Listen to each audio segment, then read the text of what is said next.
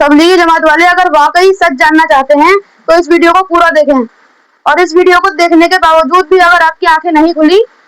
تو اس کا مطلب آپ شخصیت پرستی میں پڑ چکے ہو۔ حامدوں و مسلیوں و مسلمہ، جب سے جامعہ اسلامیہ ڈابھیل کا فتویٰ شائع ہوا ہے تب سے سوشل میڈیا پر ایک طوفان بدتمیزی برپا ہے۔ لوگ بار بار ہم سے یہ سوال پوچھ رہے ہیں کہ آپ کو اگر مولانا سعد صاحب کے بیانات سے تکلیف ہے تو آپ مولانا سعد صاحب کے پاس ڈائریکٹ جا کر بات کیوں نہیں کر لیتے؟ دور بیٹھ کر عوام کے اندر فتوے شائع کرنا اور عوام کو تشویش میں مبتلا کرنا یہ کیسے درست ہو گیا؟ تو ایسے لوگوں سے میں یہ کہنا چاہوں گا کہ یہ جو فتویٰ شائع ہوا ہے یہ عوام کو تشویش میں مبتلا کرنے کے لیے نہیں ہوا ہے، بلکہ عوام کو گمراہی سے اور بدعات سے بچانے کے لیے ہوا ہے۔ جہاں تک یہ بات ہے کہ ہم مولانا سعد صاحب کے پاس ڈائریکٹ کیوں جا کر بات نہیں کر لیتے، تو اس کا جواب یہ ہے کہ مولانا سعد صاحب کاندھلوی کو بار بار سمجھایا گیا ہے، اور آپ اس غلط فہمی میں نہ رہیں کہ مرکز نظام الدین جا کر کسی نے نہیں سمجھایا، وہاں پر جا کر بھی بات کی ہے، اور اس کے علاوہ اکابرین سے جب ان کی ملاقاتیں ہوئی ہیں ان ملاقاتوں میں بھی ان کو سمجھایا گیا ہے۔ ہزاروں خطوط لکھے گئے، کبھی مولانا سجاد نعمانی صاحب نے مرکز نظام الدین میں خود جا کر سمجھایا، تو کبھی مولانا ارشد مدنی صاحب نے بالمشافہ سمجھایا، کبھی مفتی تقی عثمانی صاحب نے مسجد نبوی میں بیٹھ کر سمجھایا، تو کبھی مفتی ابوالقاسم نعمانی صاحب نے اپنی طاقت بھر کوشش کی ہے۔ مفتی زید ندوی مظاہری صاحب تو اس شورا اور امارت کے اختلاف کے پہلے سے سمجھاتے ہوئے آ رہے ہیں، اور مفتی زید ندوی مظاہری صاحب سے لے کر مولانا الیاس گھمن صاحب تک، اور مفتی عبد المالک صدیقی صاحب سے لے کر